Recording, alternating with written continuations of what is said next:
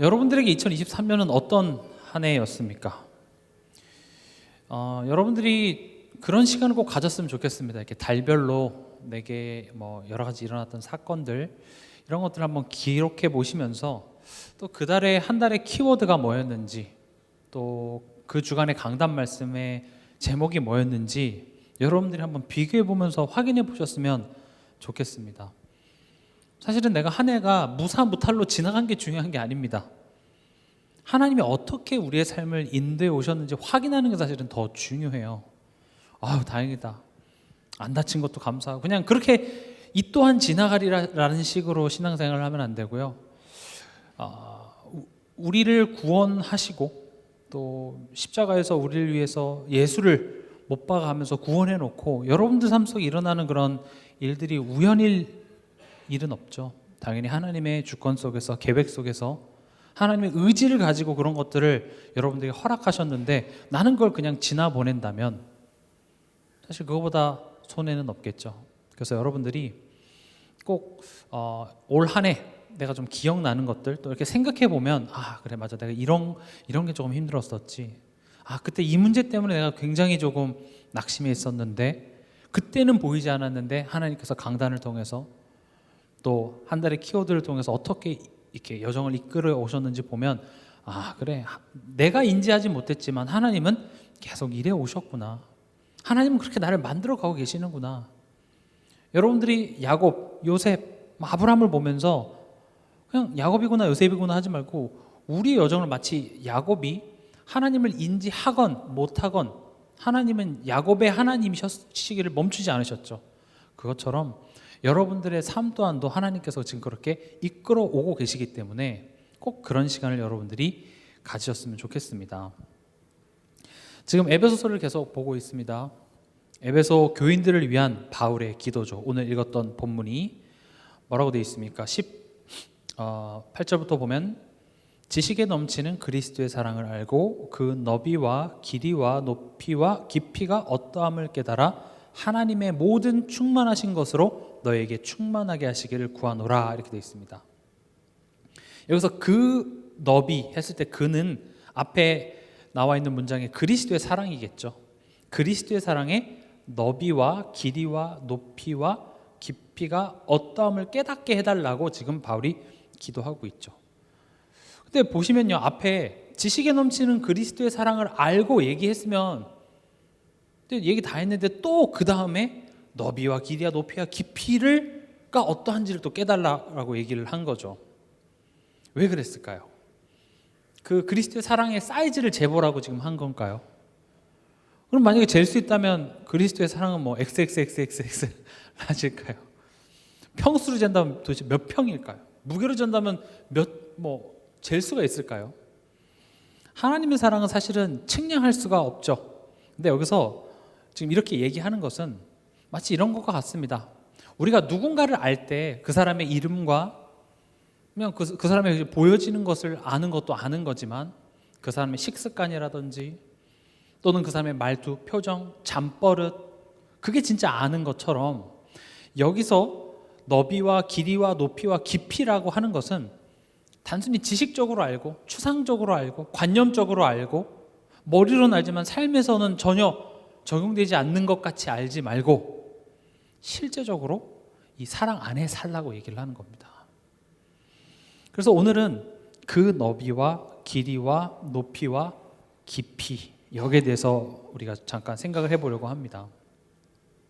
우리가 구원을 받았고 우리의 영원한 미래는 이미 보장받았습니다.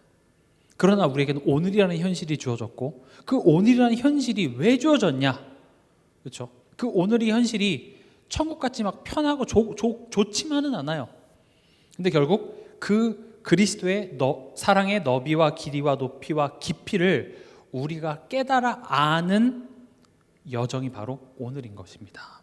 그래서 하나님께서 우리에게 삶을 허락하신 그 이유가 여기에 있고, 그것을 우린 여정이라고 부릅니다. 여정이라는 말은 과정이라는 말과도 같죠. 과정이 있답니다. 하나님이 시작하시고 하나님이 그 끝을 보장하신 다음에 그냥 내가 믿었더니 끝이 나고 뭘 외웠더니 뭐 훈련 받았더니 이렇게 딱 되는 게 아니라 부르시고 끝을 보장하시면서 그 과정을 걸어가는 시간을 허락하셨어요. 그걸 우린 여정이라 부르고, 그럼 여정이라는 말은 항상 어떤 단어와 함께 가냐면 반드시 이 목적지가 있습니다. 목적지가 없는 여정은 방황일 뿐이에요. 그냥 돌아다니는 거예요. 목적지가 있어야 이게 여정이 됩니다. 제가 대전 톨게이트를 지났다면 제 목적지가 부산이라면 지금 대전은 여정이 되는 것이죠. 그러나 목적지가 없으면 저는 지금 방황하고 있는 거예요. 제가 처음에 미국에서 운전할 때 끼어들기가 안 돼가지고 뉴저지에서 고속도로 나가야 되는데 못 나가고 필라델피아까지 간 적이 있는데 이게 안 비켜주더라고요. 그래서 못 끼어들어가고 쭉 갔는데 이제 그런 게 방황이죠.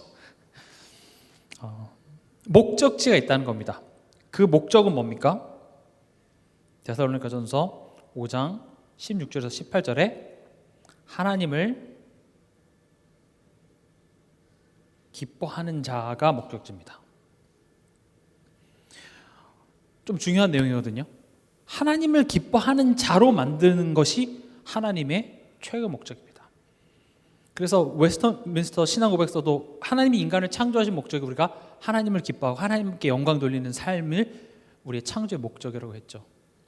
우리가 하나님을 기뻐하는 자가 되는 것, 우리에게는 하나님을 기뻐할 만한 실력이 없습니다. 이 말을 하면 그쵸, 하나님 기뻐해야죠 라고 알지만 우리 마음속에 어떤 마음이 드냐면 기뻐할 일 좀 주세요 하나님.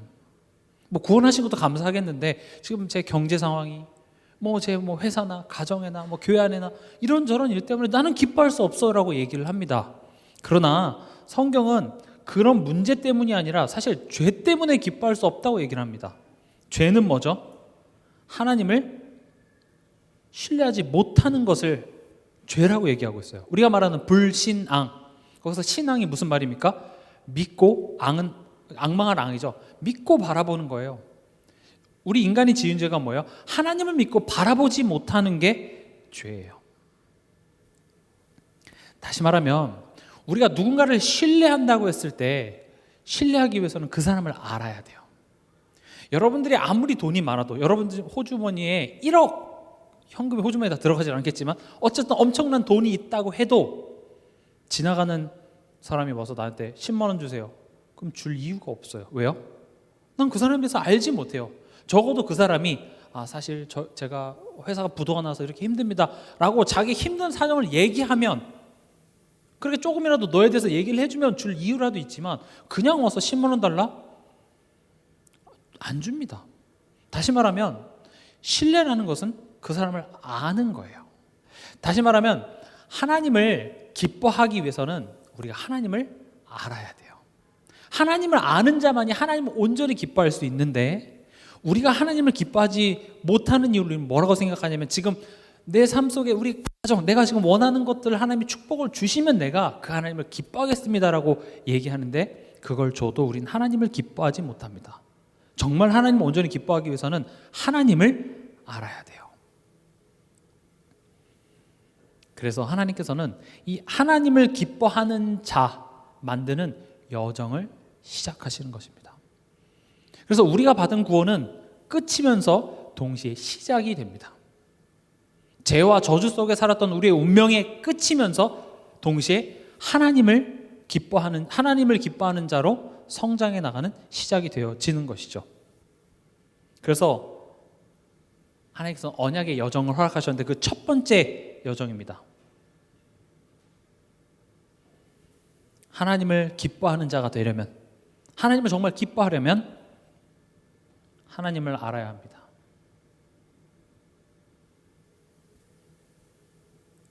하나님이 어떤 하나님입니까? 앞에다 수식어 많이 갖다 붙일 수도 있겠죠. 전능하시고 창조주시고 모르는 게 없으시고 무소부지하시고 여러 가지 얘기할 수 있겠죠. 그 중에서도 하나님을 가장 잘 표현한 것 중에 하나가 언약의 하나님이죠. 언약은 우리가 언약하면 한 두 가지가 떠오르죠. 말씀, 그리고 약속. 하나님이 말씀으로 약속하신 게 이제 언약이니까요. 근데 이 언약은 그것도 설명하지만 또 동시에 하나님과 인간과의 관계를 설명합니다.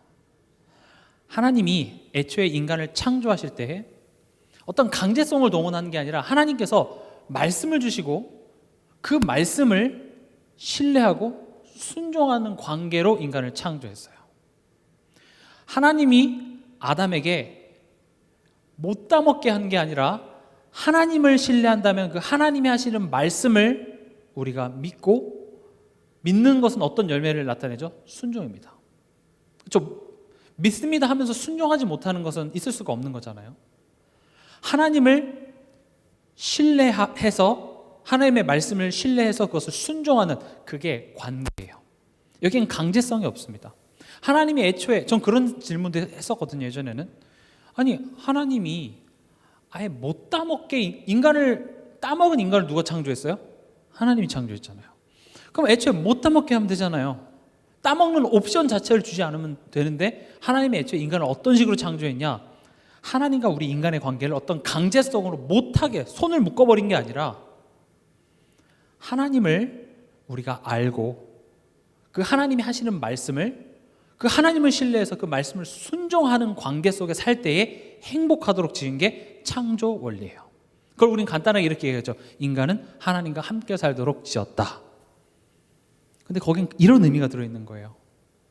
하나님을 우리가 좋은 하나님으로 알고 그분이 하시는 말씀이 내겐 기쁨으로, 그 말씀이 듣고 싶고, 그리고 그 말씀에 즐거이 기쁨으로 순종하는 삶, 이게 원래 인간의 모습입니다.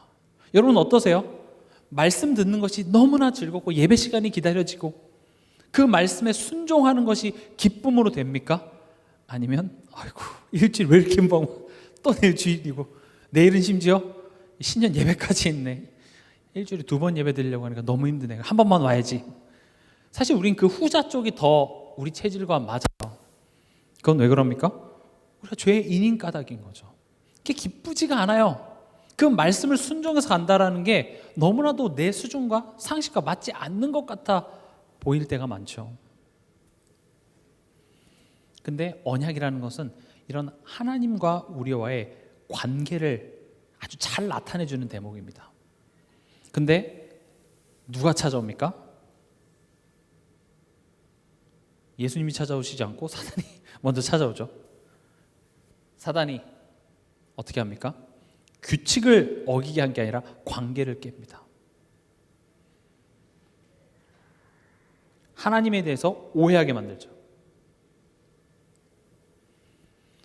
하나님이 너에게 좋은 것을 주시는 것이 아니라 하나님과 같이 될 수 있는 가장 좋은 것을 너로부터 숨기는 거야 라는 말이 들리고 나서 현실을 보니 현실이 이제 다르게 보이기 시작하는 거죠.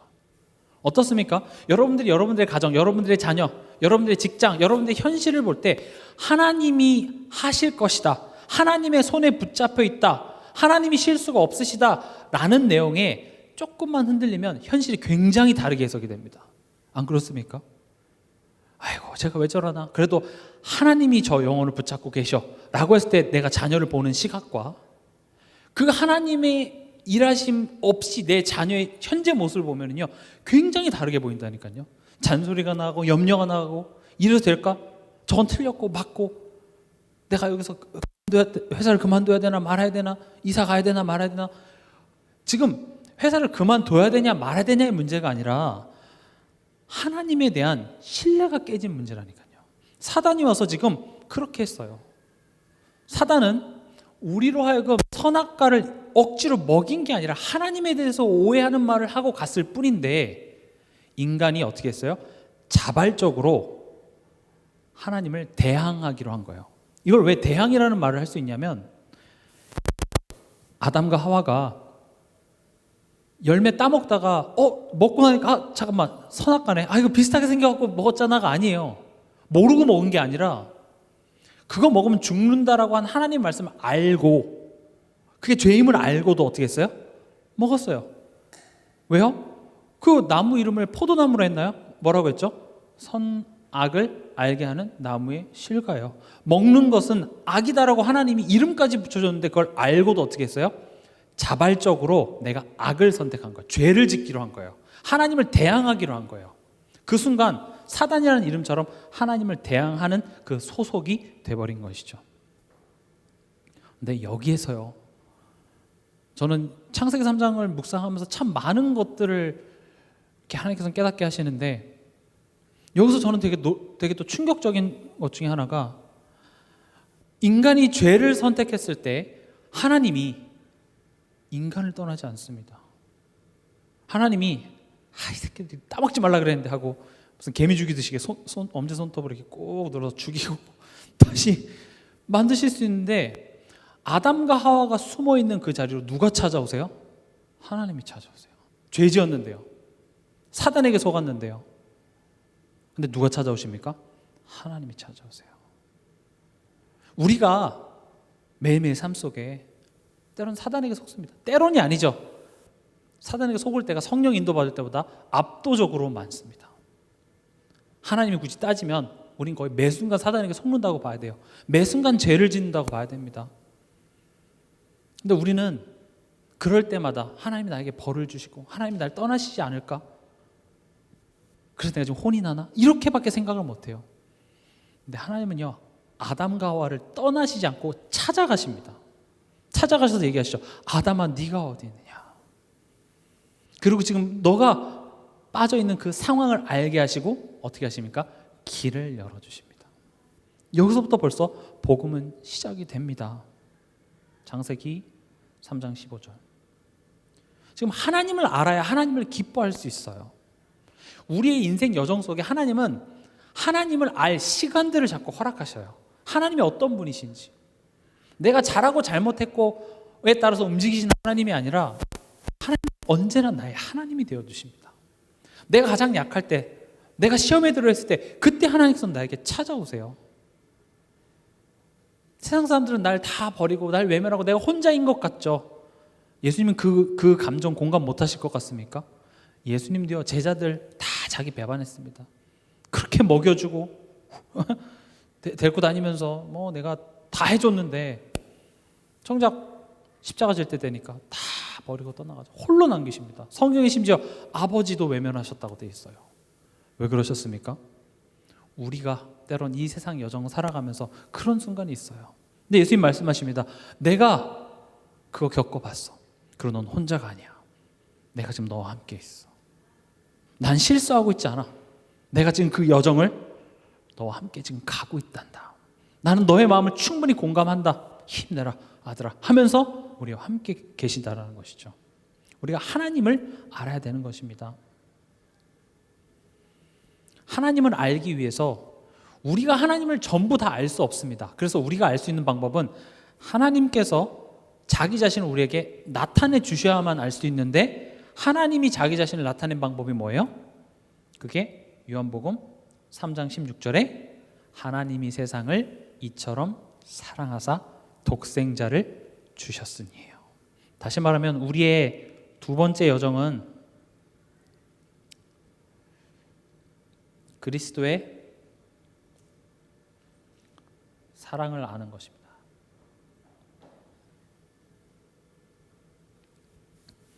목적지는 어디라고요? 하나님을 기뻐하는 자로 만드는 게 우리가 가야 될 언약의 여정의 목적지입니다.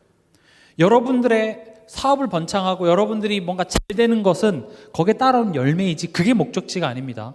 목적지는 뭐예요? 하나님을 기뻐하는 자가 되는 것. 어떤 상황 속에서든지. 그럼 하나님을 기뻐하기 위해서는 뭐가 첫 번째 여정이에요? 하나님을 알아야 되고, 하나님을 알기 위해서 그럼 하나님 어떻게 합니까? 하나님이 자기 자신을 나타낸 방법이 뭐예요? 그게 바로 그리스도인 것이죠. 그리스도의 사랑을 알기 위해서는 우리 인간의 상태가 어땠는지 알아야 됩니다. 우리 인간의 상태가 어떤 상태였죠? 아까 말한 하나님을 불신앙한 그 죄의 대가가 뭡니까? 로마서 6장 23절에 바로 죽음입니다. 죄의 대가요. 죄 문제 해결도 아니고요. 죄의 대가가, 죄를 지었기 때문에 받아야 될 형벌이 뭐예요? 죽음이에요. 죄의 싹은 사망이죠. 애초에 여기서부터 인간은 어떻게 할 수가 없어요. 우리의 상태는 우리의 죄의 대가로, 다시 말하면 하나님을 알지 못하고 하나님을 믿고 바라보지 못한 그 대가가 죽음이에요. 어찌어찌 그 죄의 대가를 치렀다고 쳐봅시다. 불가능한 일이지만 쳐도 사단이 어떻게 합니까? 요한일서 3장 8절에 자꾸 죄를 짓게요. 또 못 믿게요. 한 번 안 믿은 그 죄에 대해서 죄의 값을 치러도 또 돌아서 또 못 믿어요. 그래서 우리는 죄의 종으로 살아가게 되는 겁니다. 종이라는 것은 선택의 여지가 없어요. 죄밖에 우린 지을 실력이 없습니다. 그리고요, 지금 인간이 이 두 가지는 죄를 지은 어떤 결과적인 내용들이고, 진짜 문제는 뭐예요? 우리가 죄인이라는 사실입니다. 창세기 2장 17절에 먹으면 정령 죽으리라는 말이 관계 회복할 수 있는 그 어떤 방법도 없음, 이런 얘기입니다. 죄인이라는 말은 관계가 단절된 상태. 다시 이제 죄 문제 해결하고 사단 없애고 하면 하나님 제가 해결했습니다가 아니라 죄인이기 때문에, 우리 자체가 죄인이기 때문에 해결할 방법 없음. 정령 죽으리라. 끝. 방법 없음. 이렇게 됩니다. 그래서 관계 회복의 그 어떤 방법도 인간이 가지고 있지 않는 상태. 이게 우리 모두, 아담의 후손인 우리 모두의 상태였습니다. 하나님의 해결 방법은 뭐였죠? 여자의 후손입니다. 여자의 후손이라는 말은 무슨 말이죠? 죄가 없어야 되고요. 또 우리의 문제, 죽음의 문제입니다. 그래서 죽을 수 있는 인간의 몸을 입으신 하나님을 여자의 후손, 이렇게 얘기합니다. 죽을 수 있는 인간의 몸이지만 죄가 없으신 인간이시면서 동시에 하나님인 그리스도를 내가 보내줄게. 그래서 구약은 다 그 그리스도를, 오실 그리스도를 기다리는 이야기로 가득하고, 신약은 뭐에 대한 내용이죠? 그 예언됐던 약속이 누구라고요? 그 그리스도가 예수라는 것에 대한 증명이 신약의 내용인 것이죠. 하나님의 방법은요, 이 상태에 있었던 우리를 꺼내는 하나님의 방법은 히브리서 2장 14절에서 15절을 보면 죽음을 통하여입니다.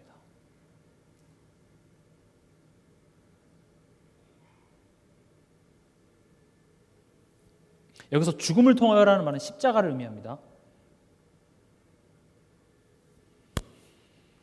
지금 보세요. 예수님이 이 땅에 오셔서 섬김을 받으러 온 것이 아니라 우리의 대속물이 되어주시기 위해서 오셨다고 성경은 얘기를 하고 있죠. 예수님이 십자가의 죽음을 통해서 하신 일이 이 첫 번째 뭐예요? 죄의 대가인 죽음을 대신해서 죽으셨습니다. 그뿐만이 아니라 예수님은 십자가에서 마귀의 일을 멸하셨죠. 죽음을 통하여 죽음의 권세 잡은 자 마귀를 멸하시며. 이건 놀라운 내용입니다. 죽음을 통하여 죽음의 세력을 잡은 자 마귀를 멸했답니다. 저는 어렸을 때 십자가에 죽은 거는 졌다고 생각했어요. 뭔가 이미지가 죽었잖아요. 그렇죠? 십자가에 죽는 것을 어떻게 마귀를 멸해요? 그래서 뭔가 부활하면서 뭔가 팍 뚫고 나오면서 내가 죽은 줄 알았지 하면서 뭔가 그 부활의 파워로 막 무찌르는 그런 것들을 떠올렸는데, 예수님이 십자가에 죽으시면서 뭐라고 하셨어요? 다 이루었다요. 십자가의 죽음 그 자체가 사실은 엄청난 내용이에요. 죽음을 통하여 죽음의 세력을 잡은 자 마귀를 멸했대요. 이거는 우리가 가는 언약의 여정에도 동일하게 적용이 됩니다. 우리가 흑암 문화에 빠진 이 세상 속에서 살리는 그 방법에도 적용이 됩니다. 우리가 사단과의 영적 싸움에서 내가 어떤 대단한 권능과 힘을 얻어서 떠나가라 막 이렇게 해서 떠나가는 것 같습니까? 아닙니다. 의외로 내가 내 안에 나의 것들이 죽어지는 방법을 통하여서 나에게 역사했던 흑암이 떠나갑니다. 그래서 우리 신앙생활은 의외로 내가 힘을 얻고 권력을 얻고 내가 기세등등한 순간보다 억울하고 이게 뭐지 싶은 그런 과정들을 통해서 철저하게 나의 옛 것들이 드러나지고 무너지는 그때에 어떤 일이 벌어져요? 흑암이 꺾여요. 성령 인도는 그래서 항상 내가 죽어지는 것으로 기결이 됩니다. 그리스도와 함께 내가 죽는 그 자리로. 여러분들 예를 들어서 어떤 사람과 갈등이 있어요. 저 사람이 아주 나쁜 놈이에요. 좀 100%저 사람 잘못이야. 그럼 저 사람에게 역사에 있는 흑암은 떠나갈지어다. 물론 그것도 필요합니다만은 진정한 성령 인도는 그 상황을 통해서 나를 어디 앞으로 이끌어요? 죽음을 통하여. 나의 죽어야 될 것이 죽어져야 돼요. 그게 안 되면 서로 복음을 갖고 너무 첨예하게 대립하고 싸웁니다. 네가 사단에게 속았잖아. 네가 그게 복음이야 하면서 서로 싸운다니까요. 그러나 복음은 내가 그 죽음을 통과하는 겁니다. 죽음을 통과해서 내가 죽는 것 같죠? 내가 손해본 것 같죠? 그렇지 않습니다. 거기에서 재창조의 역사가 일어납니다. 다니엘을 사자굴에 던졌는데 다니엘이 죽었습니까? 안 죽었어요. 오히려 그것을 통하여서 다니엘을 핍박하고 다니엘을 모함하려고 했던 그 사람들이 죽어지고 그것 때문에 크고 놀라운 그 지역에 살아계신 하나님이 증거되어지는 전도의 역사가 일어납니다. 그래서 우리가 가는 여정은 이 죽음을 통하여라는 부분을 여러분들이 꼭 기억하시기 바랍니다. 사실 우리의 삶, 교회는 이걸 배우는 곳이에요. 죽음을 통과하는 곳입니다. 그래서 때로는 내가 남의 짐을 지기도 해요. 손해를 보기도 합니다. 억울하기도 하죠. 내 뜻과 맞지 않는 길을 같이 가야 되는 순간들이 있어요. 죽음을 통과하는 겁니다. 절대 죽음을 통과하지 않고서는 우리 삶 속의 역사는 흑암은 떠나가지 않습니다. 물론 그 종말은 이미 지옥이라는 결론이 나 있지만 하나님의 십자가의 지혜는 뭐냐? 죽음을 통하여 죽음의 세력을 잡은 자 마귀를 멸하시는 겁니다. 여러분 아무리 해보세요. 내가 죽지 않고 저 사람에게 역사하는 흑암 백날 천날 꺾어보세요. 안 꺾일 겁니다. 내가 죽어야 돼요. 그래서 저도 사역하면서 때로는 뭐 이런저런 일이 있을 때 저는 제 자신을 돌아봅니다. 내가 갱신해야죠. 제가 완전합니까? 저도 부족해요. 저도 그냥 사명으로 하나님께서 세워준 것밖에 없지. 저도 똑같이 은혜가 필요한 사람이고 매일매일 새로워져야 되고 매일매일 갱신해야 될 저도 부족한 은혜 없이 살아갈 수 없는 한 사람에 불과해요. 저도 남 불평하고 남 욕하고 억울한 거 얘기하면 한도 끝도 없어요. 근데 그게 성령 인도가 아니에요. 죽는 거예요. 근데 그런 죽음의 시간 2023년 동안 힘들었는데 지나고 나서 보니까 내 안에 굉장한 것들이 많이 살아나 있더라고요. 내가 알지 못하는 하나님의 성전들이 내 안에 이렇게 세워져 있는 것들을 저는 많이 확인합니다. 그래, 죽음을 통하여 죽음의 권세 잡은 자 마귀를 멸하신 이 십자가의 도가 구원받지 못하고 멸망받을 자들에게는 어리석게 보입니다. 그러나 구원받을 우리에게는 그게 능력이에요. 그래서 성경에 있는 모든 인물들은 하나도 빼놓지 없이 억울함, 내가 뭘 잘못했는지 모르고 당하는 그런 고통 속으로 들어갔는데 그것으로 끝나지 않았어요. 거기서 하나님께서는 새로운 일을 하셨습니다. 죽음을 통하여 마귀의 일을 멸하시고요. 또 죄인인 우리는 절대 하나님을 만날 수 없습니다. 그래서 십자가는 어떤 자리입니까? 죄인인 내가 예수와 함께 죽은 자리입니다. 오늘 강단에서도 말씀하셨죠. 창세기 35장 10절에 야곱이지만 야곱이라 부르지 않겠대요. 죄인이지만 죄인이라고 부르지 않겠대요. 이젠 이스라엘이라고 부르겠대요. 우리가 의로워서, 우리가 괜찮아서, 우리가 믿음 좋아서가 아니라 여전히 너는 죄인이지만 난 널 죄인이라 부르지 않겠다. 왜요? 예수와 함께 너는 십자가에 죽었잖아. 그리고 어떻게 됐습니까?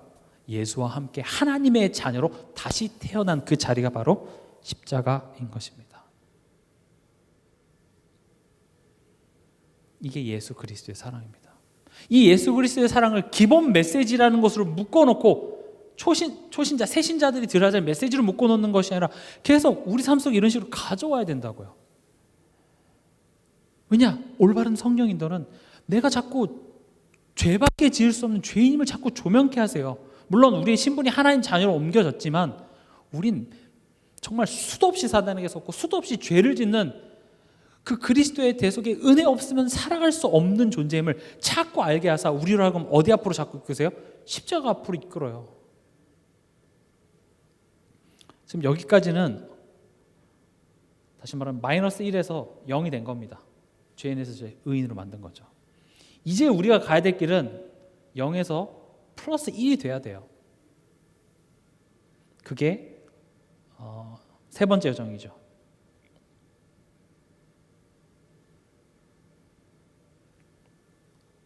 이 플러스 1이 되는 것을 보고 관계 회복. 그리고 그 관계 회복을 누가 하십니까? 성령 하나님께서 우리와 함께 하시면서 우리의 인생을 친히 인도해 가시면서 그리스도의 사랑의 너비와 길이와 높이와 깊이가 어떠함을 깨달아 알게 해서 하나님을 기뻐하는 자가 되도록 친히 인도하시겠다는 겁니다. 앞서 말씀드렸다시피 성령이 하시는 첫 번째 사역이 뭐냐? 은혜와 도우심 없이는 그 어떤 소망도 없는 나를 마주하게 하세요. 여러분들이 예수가 정답인 건 알죠? 근데 그 예수가 오직 예수되고 그 예수만 바라보게 하기 위해서는 뭐가 절실하게 깨달아져야 되냐면 예수 아니면 안 되는 내가 깨달아져야 돼요. 여러분들을 무인도에다 가둬놓으면요, 거기서 라이트 안 줘요. 그러면 거기서 불 한번 피려고 막 나무로 막 돌로 막 힘들죠. 그러다가 라이트 한번 줘보세요. 칙하면 불 바로 붙죠. 그럼 그때서야 이 라이터가 얼마나 귀한지 이렇게 된다고요. 다시 말하면 우리가 사실 매 순간마다 얼마나 놀라운 은혜와 사랑에 힘입어 살아가는지를 우리는 몰라요. 그래서 성령께서는 어떤 일을 허락하시냐면 소망 없는 나. 그래서 탕자의 비유도 보면 날 이렇게 구원하셨으니까 하나님은 나를 고생시킬 리 없어. 천만의 말씀입니다. 여러분, 하나님이 여러분 정말 사랑하시기 때문에 그 사랑을 알아 하나님을 기뻐하는 자로 만들지 여러분들을 고생 안 시킬까요? 아닙니다. 필요하다면 고생 더한 것도 시키십니다. 그러나 그 고생이 나중에 하나님을 알았을 때 그 기쁨에 비하면 아무것도 아니기 때문에 허락하시는 것이죠. 야곱의 인생을 보세요. 하나님이 택했고 하나님이 잘한 게 없는데 택한 야곱인데 야곱이 그걸 알았습니까? 몰랐어요. 그래서 야곱 멋대로 살아가도록 허락하시는데 그게 어떤 여정이었어요? 하나님의 도우심 없으면 나는 소망 없는 인간이구나. 답이 없는 인간이구나. 나는 불신앙밖에 할 수 있는 실력이 없는 사람이구나. 그걸 만들어내세요. 그곳에서 진짜 은혜 입은 자는요, 바닥을 치는데 거기서 하나님의 음성이 들리기 시작합니다. 이번에 대청 그 연구에서도 보면 똑똑똑 들리는 소리 들리죠. 내가 바닥을 치는 그때에 그제서야 내 마음 문을 두드리시는 예수님의 음성이 들리죠. 뭐라고 합니까? 제단을 쌓으래요. 거기서 나와서 십자가로 돌이키래요. 제단을 쌓으라는 말은요, 다음부터 잘해, 다음부터 그러지 마, 이런 이야기가 아니라 그래서 예수라는 거예요. 그래서 예수가 십자가에서 죽으셔야만 했다라는 거죠. 그 앞으로 돌아가라는 거예요. 그거 아니면 우리 인생은 답이 없습니다. 은혜 받아서 하나님 잘 됐다, 좋아서 될 문제가 아니라, 물론 그것만 해도 엄청난 내용이죠. 그러나 하나님이 여러분들을 구원하신 목적은 그 구원 자체가 목적이 아니라 그 구원하셔서 여러분들을 하나님을 기뻐하는 자리로, 그 기뻐함의 열매가 우리 삶에 많이 맺혀져서 그것으로 세계를 복음화하시겠다는 겁니다.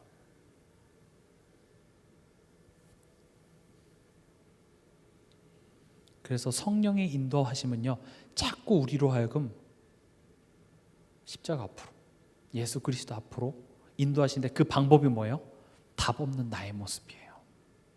내가 이거밖에 안 되는구나 하러 가야 되는데 그게 안 되고 이것 때문에 저것 때문에 자꾸 남 핑계를 대고 환경 핑계를 대게 하는 게 누가 하는 일이에요? 사단이에요. 정말 나는 답이 없습니다, 하나님 나를 도와주세요가 돼야 돼요. 여러분, 기도는 애초에 비는 겁니다. 그래서 우리가 기도를 하면서 누군가를 이렇게 가리키고 뭐 하고 싶은 말을 하는 시간이 기도 시간이 아니라, 기도라는 건요, 하나님께 비는 시간이에요. 본질 자체가 비는 거예요. 하나님 도와주세요예요.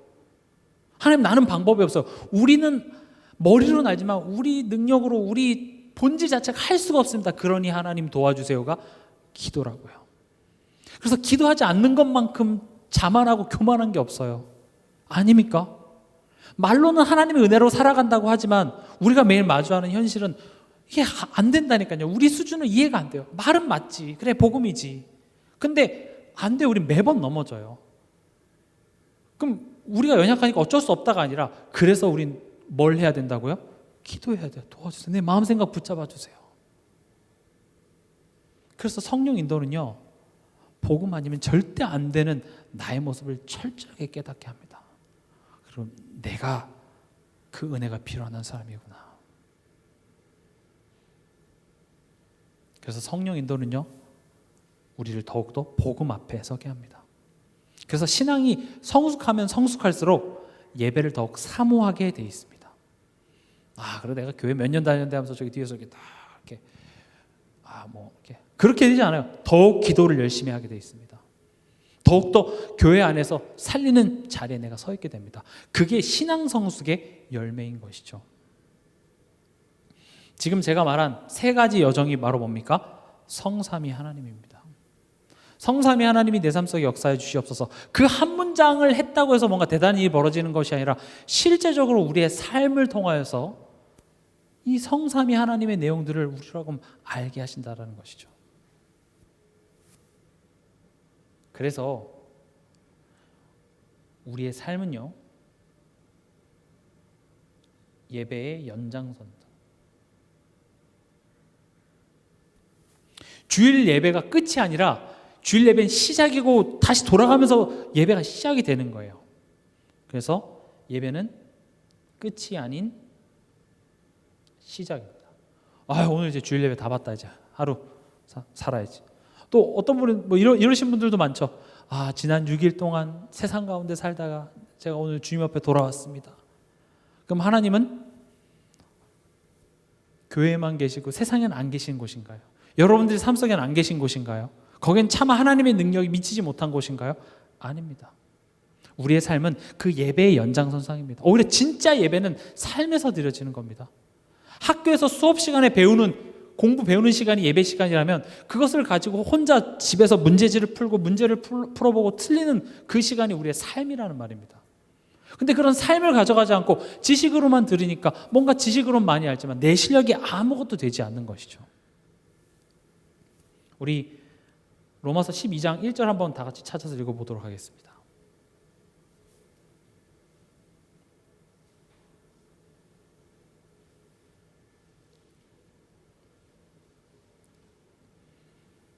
로마서 12장 1절입니다.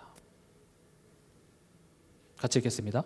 그러므로 형제들아, 내가 하나님의 모든 자비하심으로 너희를 권하노니 너희 몸을 하나님이 기뻐하시는 거룩한 산 제물로 드리라. 이는 너희가 드릴 영적 예배니라 되어 있습니다.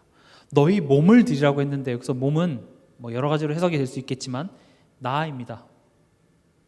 또 우리의 삶을 얘기합니다. 어떤 나죠? 여전히 옛사람의 모습을 가지고 있는 우리 각인뿌리 체질 나예요. 그것을 제물로 드리라는 말은 무슨 말입니까? 죽음이죠. 그래서 나의 기준이 죽어지는 시간을 보고 뭐라고 해요? 예배라고 얘기합니다. 예배는 하나님 오늘 나 예배 왔어요, 그러니까 나 축복해 주세요, 그런 차원이 아니라 예배 시간은요, 나의 주장, 나의 기준, 내가 옳다고 믿었던 것들이 하나님의 말씀 앞에 죽어지는 시간이 예배라고요. 그래서 예배 시간에 나의 모든 고집과 생각과 자존심, 그런 것들이 죽어지고 하나님 말씀하옵소서 주의 종이 듣겠사옵나이다. 그리고 그 말씀에 순종하는 것으로 열매가 나야 그것이 우리가 드릴 영적 예배가 되는 겁니다. 그래서 하나님께서는 우리의 삶이 그런 예배가 되기를 바라세요. 그래서 우리 삶에 어떤 것으로 가득하냐?